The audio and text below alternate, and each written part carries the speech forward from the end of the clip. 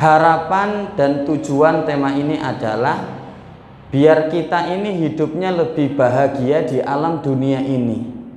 Biar kita ini tidak membanding-bandingkan diri kita, nasib kita dengan nasib orang lain. Bisa diterima nggih? Karena ibu dan bapak, salah satu yang bisa merusak silaturahmi adalah ketika kita membanding-bandingkan. Sebagaimana hasil survei dari tim liputan6.com, ada 6 perkara yang bisa merusak silaturahmi. Salah satunya kalau kita sudah banding-bandingke. Kalau sudah banding-bandingke, kadangkala kita akan iri dengan orang lain. Kok nasib orang lain lebih baik ya? Karena tidak ada satupun orang yang bisa selamat dari iri hati.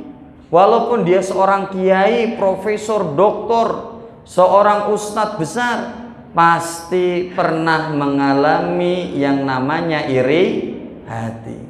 Makanya Ibnu Taimiyah mengatakan, ma khala jasadun min hasadin.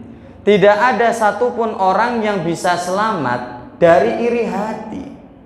Cuman bedanya, lakinna im yubdihi. Kalau dia adalah orang yang yang tidak berilmu, dia ini orang yang buruk. Kalau iri hati, dia menampakkan ketidaksukaannya. Tetangganya mobilnya baru, motornya baru, guru kreditan sombong.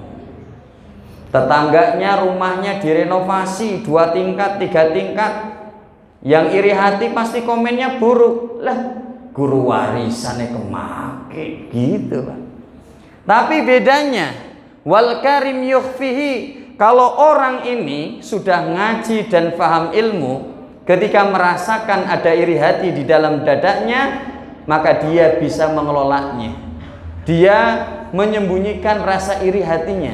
Nah, ini yang paling bagus. Nah, makanya ibu dan bapak yang insya Allah dirahmati oleh Allah Subhanahu wa ta'ala, hidup di alam dunia ini tentulah nasibnya berbeda-beda. Bagaimana emangnya Pak Didi? Yang pertama ibu dan bapak yang insya Allah dirahmati oleh Allah, ternyata nasib manusia suka tidak suka, mau tidak mau sudah dijadikan 4 kelompok ini. Sebagaimana di dalam hadis yang diriwayatkan oleh At-Tirmidzi, hadis ini sahih. Bagaimana isi hadisnya Pak Dede? Innama dunya li arba'ati nafarin. Dunia itu sudah oleh Allah dijadikan 4 kelompok, 4 bagian. Atau nasib itu sudah Allah tentukan menjadi 4 kelompok atau 4 bagian. Yang pertama, nasib yang pertama adalah orang ini hidup di alam dunia bahagia, dan di akhirat dia juga bahagia. Bahasa hadisnya, abdin, ada seorang hamba Allah, razaqahullahu malan. Oleh Allah dia diberikan malan, harta yang berlimpah ruah. Golek duit gampang tenanan. Selain itu, wa ilman, oleh Allah dia diberikan ilmu yang luas. Bukan berarti dia seorang ustadz. Boleh jadi dia semangat ngaji, paham agama. Ini luar biasa. Di dunia berlimpah ruah harta, di akhirat dimasukkan ke dalam surga. Kayaknya Bapak Ibu yang hadir ini, amin gitu ya. Lah contohnya siapa Pak Dede? Sahabat Nabi yang bernama Utsman bin Affan. Beliau ini termasuk al-asrah mubasyirin ilal jannah, termasuk kelompok 10 sahabat yang dijamin masuk surga tanpa hisab. Ada sebuah kisah dulu terjadi musim paceklik, dinamakan musim ar-romat. Aromat ini artinya abu kayu bakar. Kenapa dinamakan demikian? Saking panasnya musim itu, kalau ada kayu yang kering, terkena sinar matahari bisa terbakar, kemudian menjadi abu. Kemudian ibu dan bapak, ada kabar, wahai penduduk Madinah, besok subuh akan datang kafilah dagangnya milik Utsman bin Affan datang dari Syam menuju kota Madinah.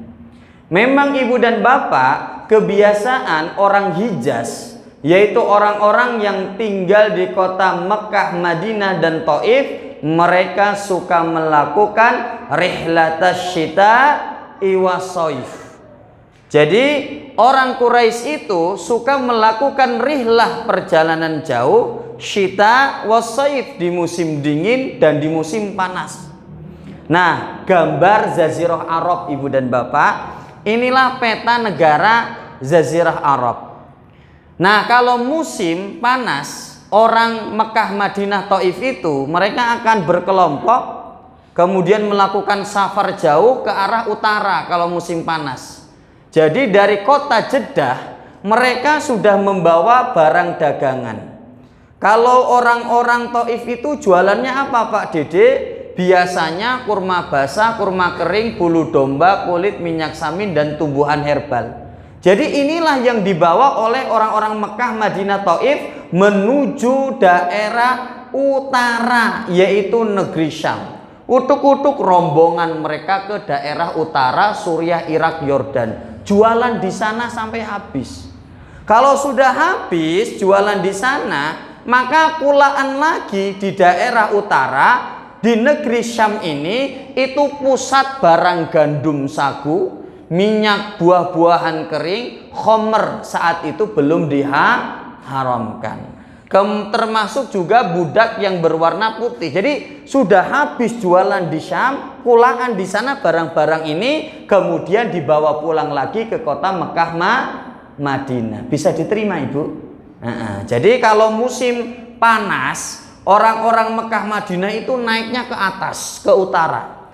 Kalau musim dingin, orang Mekah Madinah itu safarnya ke arah selatan, ke negeri apa? Yaman.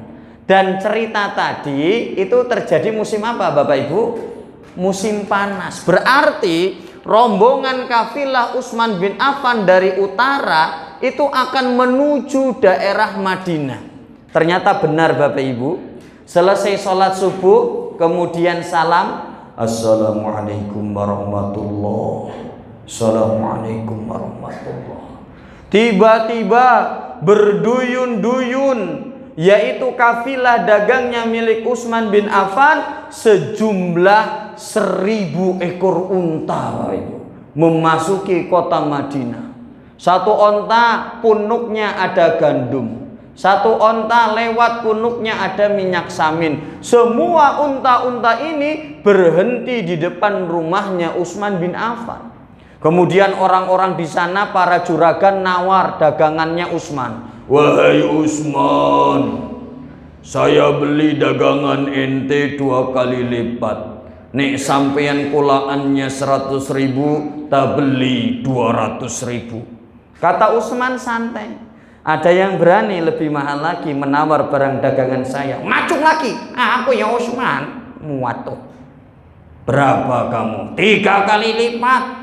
Ente beli 100.000, tak beli 300.000. Kata Utsman, ada lagi yang lebih mahal. Orang yang wani, itu udah tinggi banget 3 kali lipat.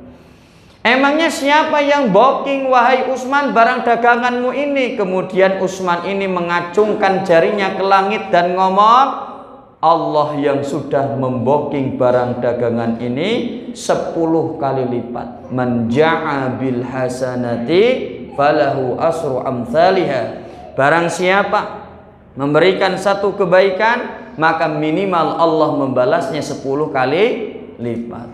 Wahai penduduk Madinah, kalian sedang diuji oleh Allah dengan datangnya musim paceklik. Tidak turun hujan sehingga tanaman-tanaman kebunmu gagal panen. Kemudian hewan-hewan ternakmu menjadi kurus kering, tidak mengeluarkan air susunya. Wahai penduduk Madinah, 1000 ekor unta ini beserta barang yang ada di atas punuknya free. Aku sedekahkan buat penduduk Madinah yang tertimpa musibah kesulitan. Masya Allah, 1000 ekor unta. Kalau untanya saja sekarang, kalau jenengan browsing di Google, satu unta itu harganya 35 juta. Kalau 35 juta kali 1000 berapa Bapak Ibu? 35 miliar. Masya Allah, ora baik-baik. Nah kita kan kenceleng lewat, ini 1.000 apa 5.000? Wah bingung sih. Umar itu nggak usah mikir deh, nyasuk nyah pokoknya. Bayangkan 35 miliar sekali bersedekah untuk penduduk Madinah yang sedang kesulitan. Bahkan ketika terjadi perang Tabuk, Utsman bin Affan pun 1,7 miliar. Nyah. Memang ibu dan bapak, sebaik-baiknya harta itu kalau dipegang oleh orang yang soleh, bapak ibu. Sama-sama memiliki harta, sama-sama kaya. 1 korun yo sugih tenanan. Utsman bin Affan yo sugih tenanan. Harta yang dimiliki korun mencelakakan dia, membuat dia sombong, kemudian ditenggelamkan ke dalam bumi. Utsman bin Affan yo juga kaya raya, tapi duitnya dia berikan kepada orang yang berhak menerimanya.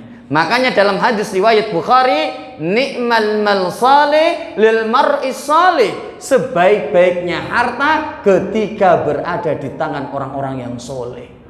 Kalau di tangan yang soleh butuh dibangun renovasi apa? Takwa, masya Allah, nyanyong. Betul apa betul bapak ibu? Termasuk ketika hijrah ke kota Madinah, ternyata di sana ketika para sahabat sampai di sana cuman ada 1 sumur, yaitu sumur Rumah yang mana dimiliki oleh orang Yahudi. Kemudian Utsman bin Affan itu menawar bagaimana caranya dibeli sumur ini. Singkat cerita, pemiliknya mengatakan ya sudah, dibelinya setengah harga saja. Ternyata setengah harga itu saya browsing di internet kurang lebih 20 dirham bapak ibu. 20 dirham kalau 1 dinarnya itu 900.000 ya. Berapa jadi totalnya? Kurang lebih bapak ibu berapa? Segini pak. Harga sumur Rumah saat itu dibeli oleh Utsman bin Affan agar kaum muslimin bisa mengambil air dengan tenang. Bayangkan bapak ibu. Jadi urusan dunia, masya Allah, Utsman bin Affan diberikan turah-turah oleh Allah. Inilah sumur Rumah yang dibeli oleh Utsman bin Affan.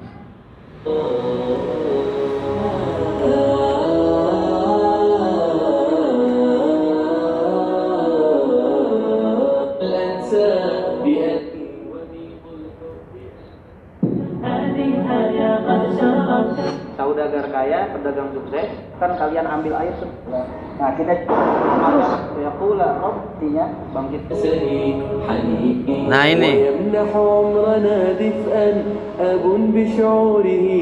ini mahasiswa Indonesia yang sekolah di Madinah. Nah ini sumur Rumah yang dibeli oleh Utsman bin Affan pada saat itu.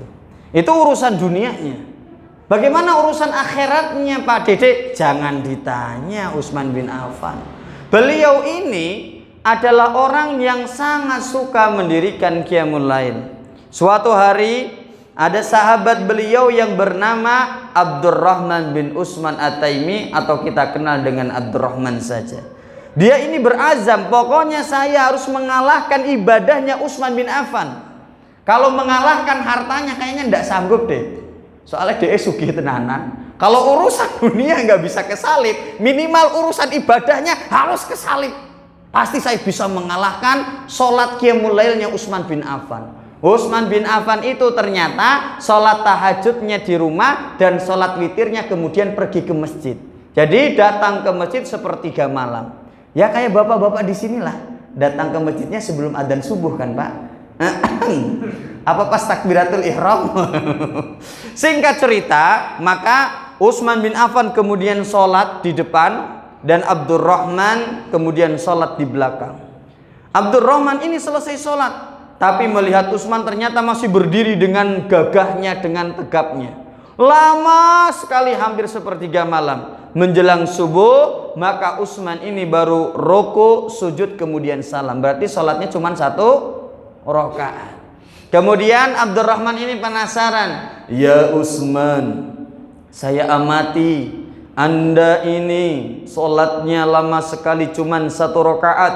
Emang sholat apa? Kata Utsman, saya cuman sholat witir. Masya Allah. Qala maman, saya cuma membaca surah Al-Fatihah sampai surah An-Nas.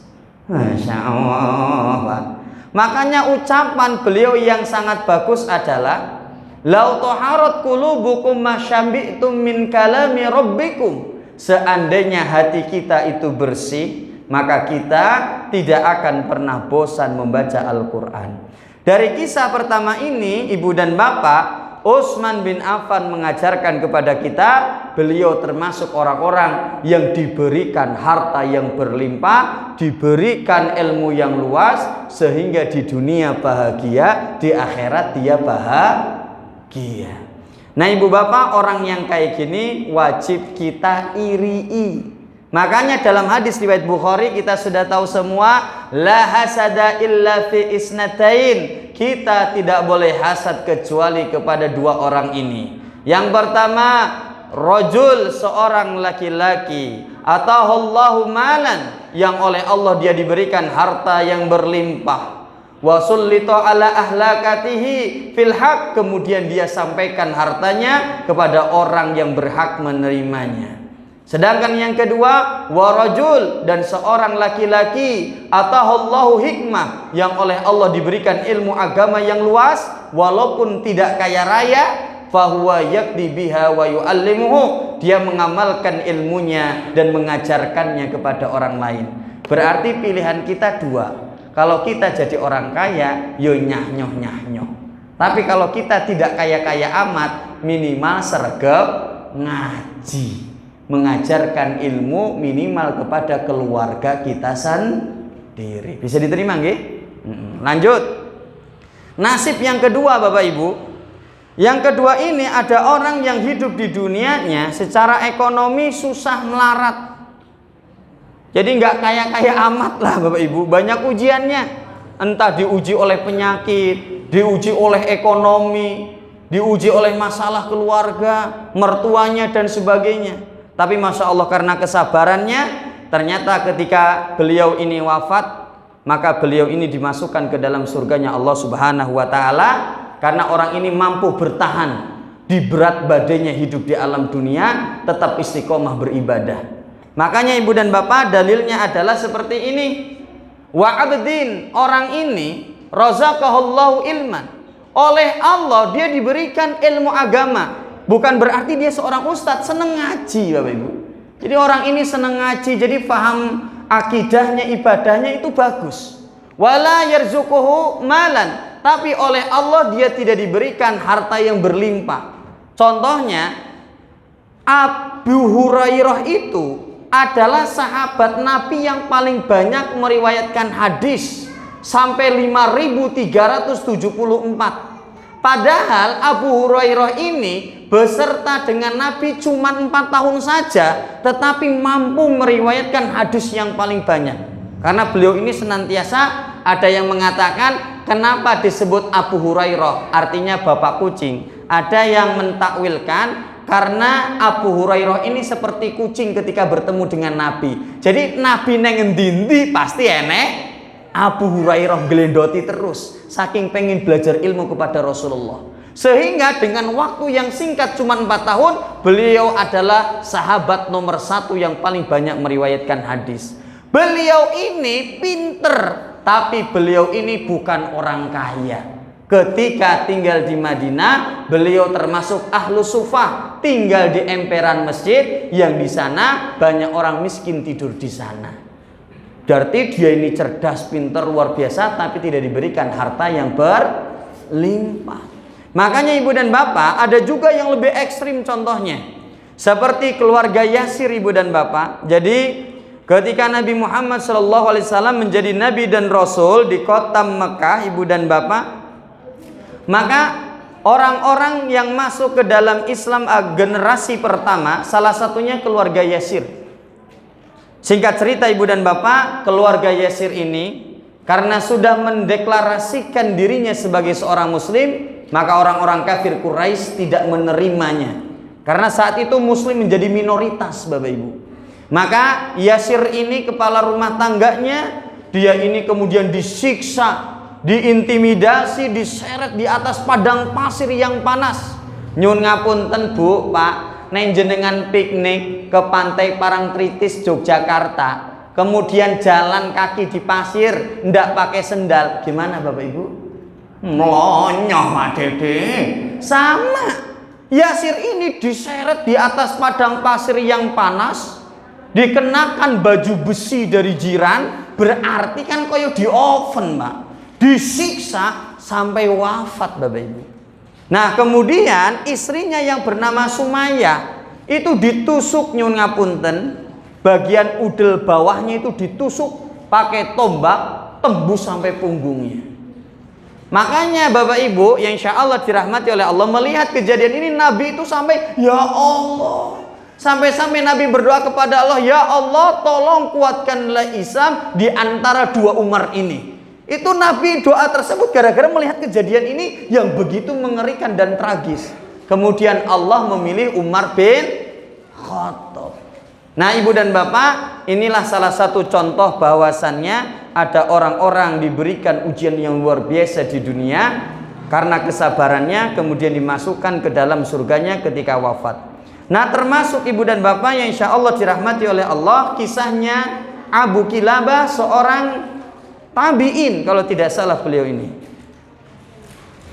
Kalau tidak tabi'in, beliau ini seorang sahabat Nabi malahan Bapak Ibu.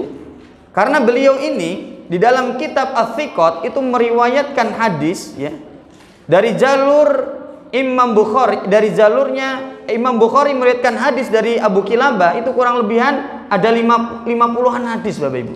Jadi beliau ini termasuk sahabat Nabi. Singkat cerita, ini kisah yang bagus karena ada orang di luar sana oleh Allah ditakdirkan hidup di dunianya itu tidak mudah. Hidup di alam dunia ini dengan penuh kesulitan Bapak Ibu, di luar nalar kita. Makanya dengan kisah ini, jenengan kalau tertimpa musibah dan kesulitan, jangan merasa paling susah dewi. Di luar sana ada orang yang lebih susah daripada panjenengan, tetapi tetap istiqomah berada di jalan Allah. Abu Kilabah ini ya, ceritanya kayak gini. Ada seorang pejabat Mesir yang beliau ini jalan-jalan di atas padang pasir, kemudian tersesat. Ketika mau jalan mencari jalan pulang, pejabat Mesir ini menemukan sebuah tenda yang sudah bolong-bolong. Kemudian dia berpikir ini kesempatan untuk saya bisa bertanya kepada orang yang tinggal di tenda ini. Maka Abdullah ini salah satu pejabat Mesir kemudian mengendap membuka tirai dari tenda ini. Ternyata di dalam tenda ini dihuni oleh seorang kakek tua, yang kedua matanya buta, tangan kanan dan kirinya buntung Bapak Ibu. Matanya buta, tangan kanan dan kirinya buntung. Tapi Pak tua ini senantiasa berdoa kayak gini. Alhamdulillah alladzi fadalani ala katsirin mimman khalaqa tafdilan. Alhamdulillah ya Allah, karena Engkau telah memberikan kepada hamba segala nikmat yang banyak luar biasa, melebihi nikmat-nikmat orang di luar sana. Maka Abdullah ini penasaran, kenapa ada orang tua renta tinggal sendiri dengan cacat, tapi orang ini senantiasa bersyukur kepada Allah. Maka kemudian Abdullah bertanya, wahai Pak tua, saya ini adalah orang yang tersasar, kemudian menemukan tenda panjenengan dan saya mendengarkan bahwasannya jenengan ini senantiasa bersyukur kepada Allah. Kenapa jenengan bersyukur kepada Allah? Maka Ibu dan Bapak, jawaban dari kakek tua cacat ini mengatakan, Mas, kenapa saya senantiasa bersyukur kepada Allah? Jenengan tahu bahwasannya mata saya itu buta, tapi alhamdulillah Mas, saya masih diberikan telinga yang masih bisa mendengar. Jenengan tahu tangan saya itu buntung kanan dan kiri, tapi alhamdulillah Mas, Allah masih bisa memberikan kepada saya mulut yang masih bisa berbicara. Dengan mulut ini saya bisa menyampaikan keinginan saya kepada orang lain. Mas, jenengan sudah lihat saya bahwasanya saya ini miskin, cuman tinggal di sebuah tenda yang sudah bolong di mana-mana. Tapi alhamdulillah Mas, Allah masih memberikan kepada saya yaitu nikmat iman. Kenikmatan ini melebihi kenikmatan harta yang Allah berikan kepada siapapun.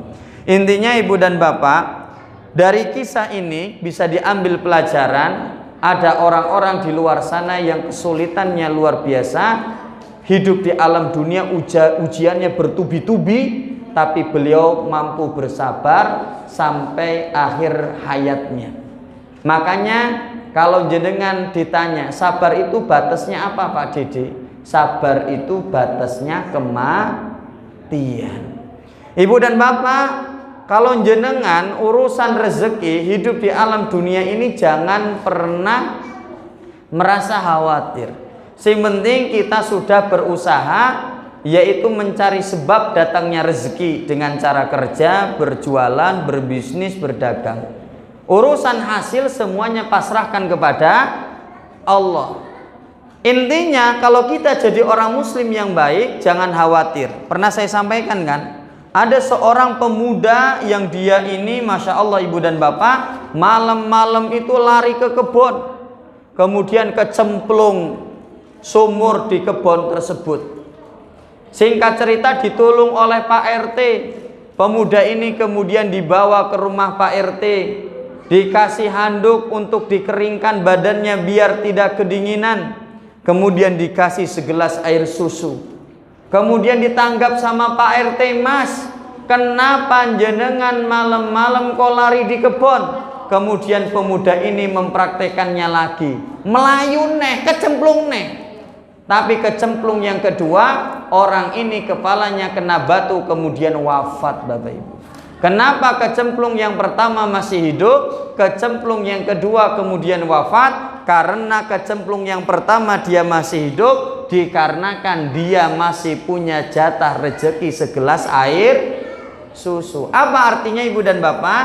Orang itu tidak mungkin akan meninggal kecuali karena jatah rezekinya sudah habis. Makanya di dalam hadis yang diriwayatkan oleh Ibnu Majah, kata Nabi, fa innan nafsa, maka sesungguhnya manusia itu lantamut, tidak akan pernah wafat hatta tastafiya rizqoha, kecuali Allah sudah menyempurnakan rezekinya sudah habis baru dia wafat. Makanya kalau ada orang bertanya kepada panjenengan, Pak Bu, kenapa ya tetanggaku sudah tua renta sepuh tenanan kok ndak wafat yo? Apa duwe jimat? Apa duwe cekelan? Salah jawabannya. Jawabannya cukup satu, belum wafat karena jatah rezekinya masih ada. Kalau sudah habis nanti akan meninggal sendiri. Nah ibu bapak yang insya Allah dirahmati oleh Allah Subhanahu Wa Taala, tinggal 10 menit lagi. Masih kuat nggih? Saya itu kalau lihat jam ini ben ngepaske ngono lho, gen ora molor-molor banget. Nasib yang nomor 3, ada orang-orang yang hidup di alam dunia ini kaya raya, duitnya banyak, fasilitas dunia apa yang dia inginkan bisa Bapak Ibu. Tapi orang ini kalau meninggal, besok di akhirat itu dimasukkan ke dalam nerakanya Allah. Bahasa hadisnya kayak gini ibu dan bapak, wa abdin, ada seorang hamba, razaqahullahu malan, orang ini diberikan harta yang berlimpah ruah, sugih tenanan. Walam yarzuqhu ilman, tapi oleh Allah dia tidak diberikan semangat untuk mencari ilmu agama. Kon ngaji males tenanan, ngrungokke khotbah Jumat babar blas ra tau mangkat Bapak Ibu.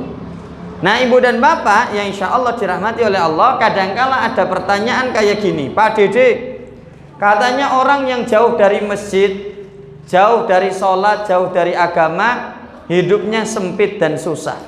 Sebagaimana dalam Quran surah At-Toha ayat 124, wa man arada an dzikri fa innal lahu mahisyatan donkau wa nahsyuruhu yaumal qiyamati a'ma.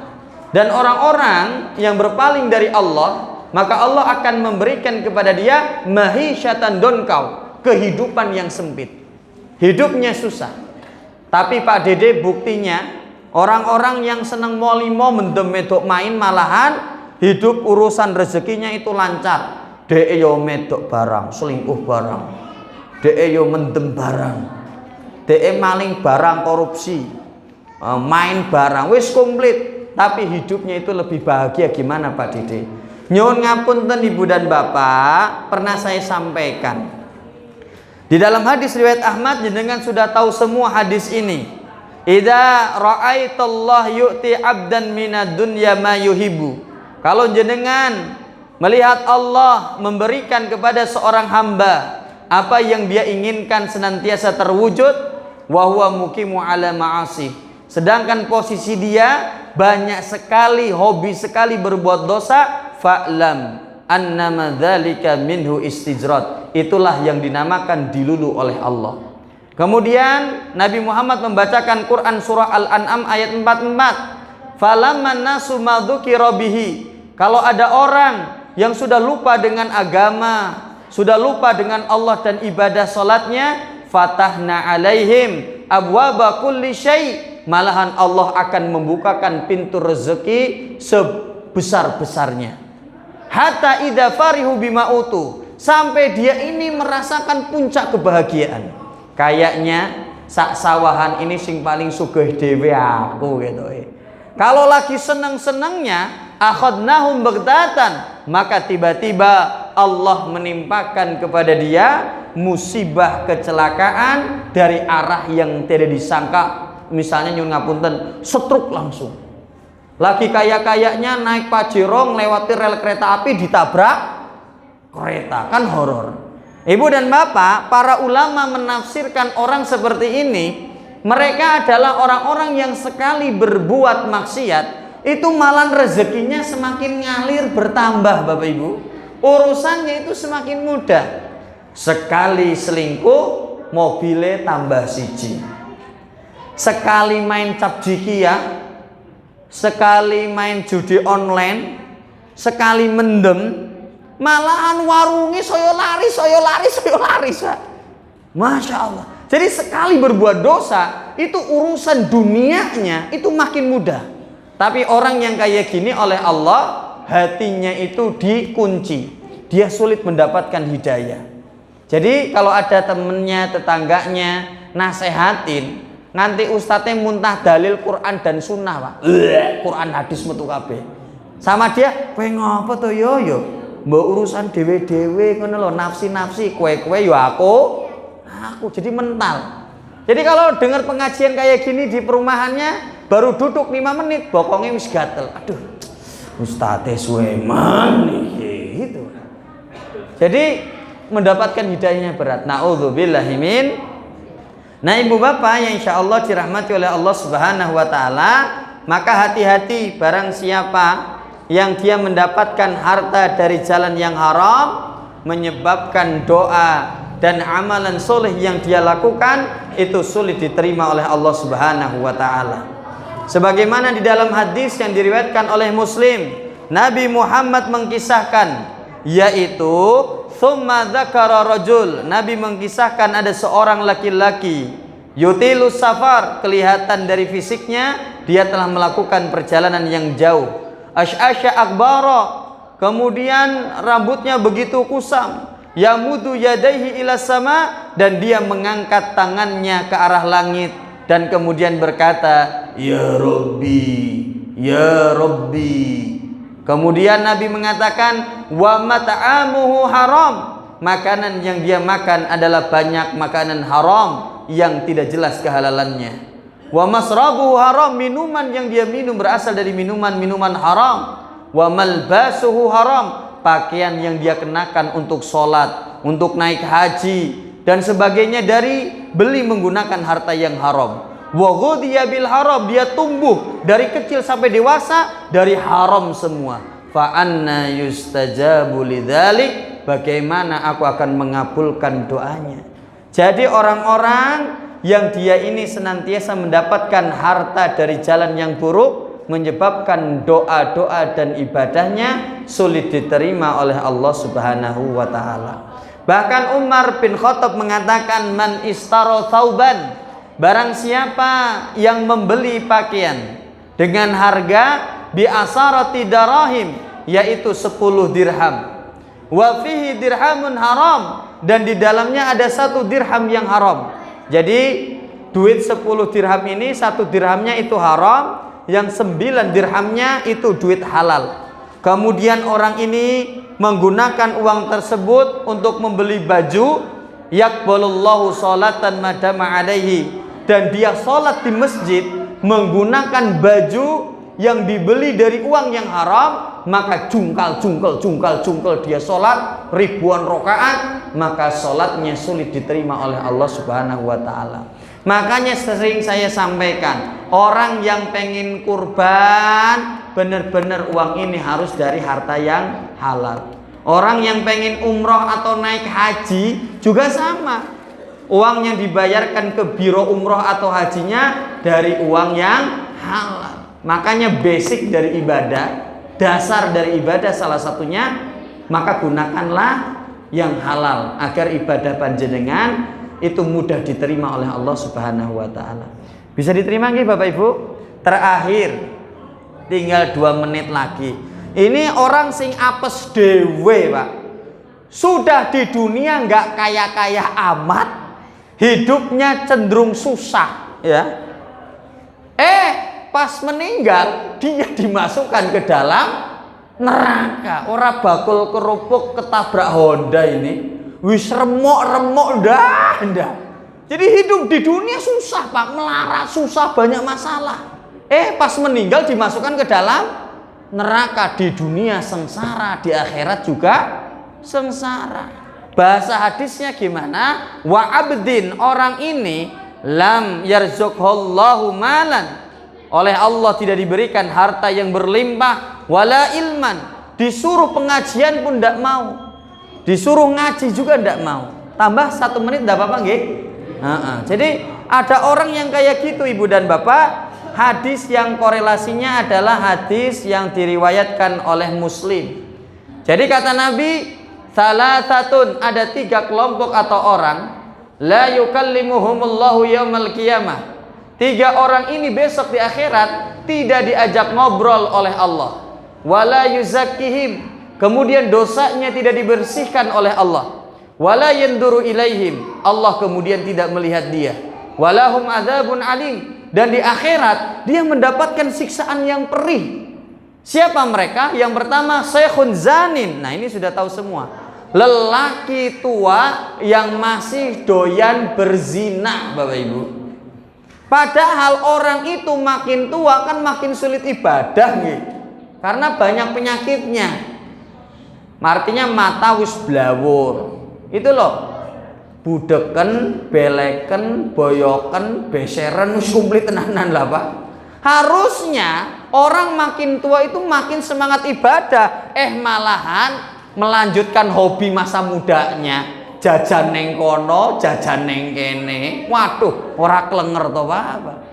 Syekhun zanin. Yang kedua, siapa Pak Dede? Wa malikun kadzabun, pemimpin yang suka berbuat dusta kepada bawahannya. Artinya dia ini senantiasa banyak korupsinya gitu loh. Dan yang terakhir Ibu dan Bapak, ini yang ada hubungannya dengan nasib yang nomor 4. Apa Pak Dede? Wa'ailun mustakbirun, orang miskin yang sombong, Bapak Ibu. Udah miskin, sombong. Datang orangnya. Oh, mboten naudzubillahi min dzalik. Hati-hati nih, naudzubillahi min dzalik. Pas ini di jam HP saya pas masuk waktu sholat Isya. Makanya Ibu dan Bapak, monggo ya.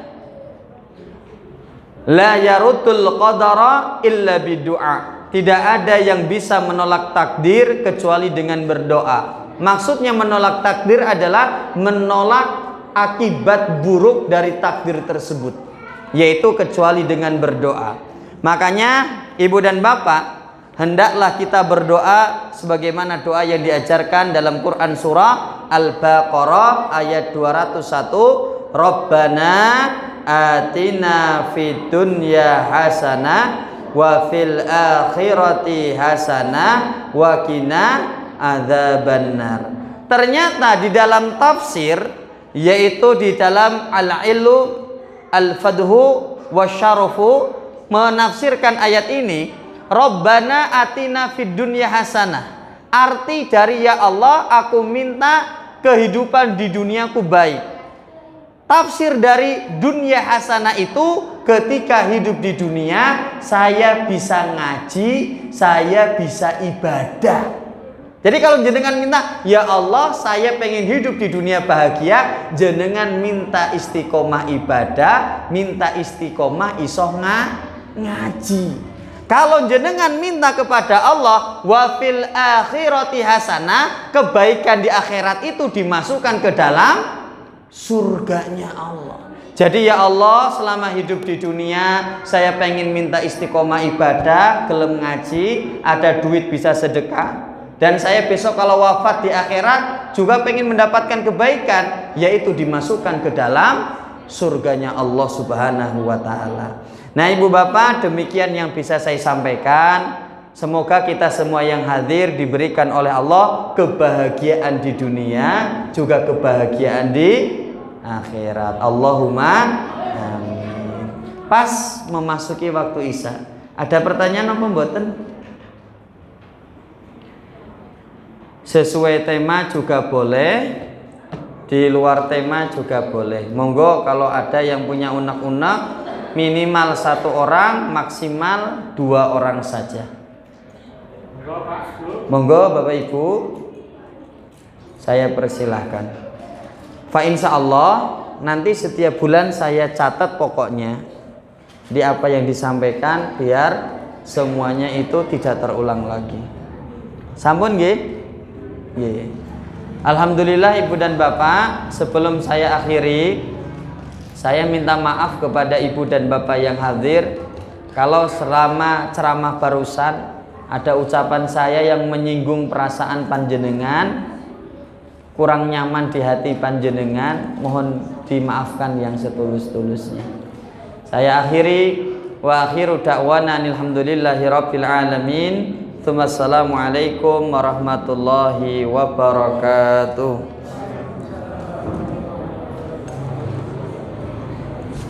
Saya boleh tentang TV. Nanti ada 4 nasib manusia. Kenapa yang tunggal? Bahagia dunia, bahagia akhirat. Yang kedua, dunia sengsara, akhirat bahagia. Nomor 3, dunia bahagia, akhirat sengsara. Ikan nomor 3, 4 sengsara dunia akhirat. Naudzubillah. Kita termasuk yang nomor 1 atau Amin. nomor 2. Amin. Ngaten, monggo kita akhiri majelis ilmu pada malam hari ini dengan membaca hamdalah dan doa kafaratul majelis. Alhamdulillahirabbil alamin. Subhanallahumma wa bihamdika asyhadu an la ilaha illa anta astaghfiruka wa atubu ilaik. Saestu matur nuwun jazakumullah khairan. Ibu bapak semuanya tetap semangat untuk mengikuti kajian nggih. Ngaten, billahi taufiq wal hidayah. Assalamualaikum warahmatullahi wabarakatuh.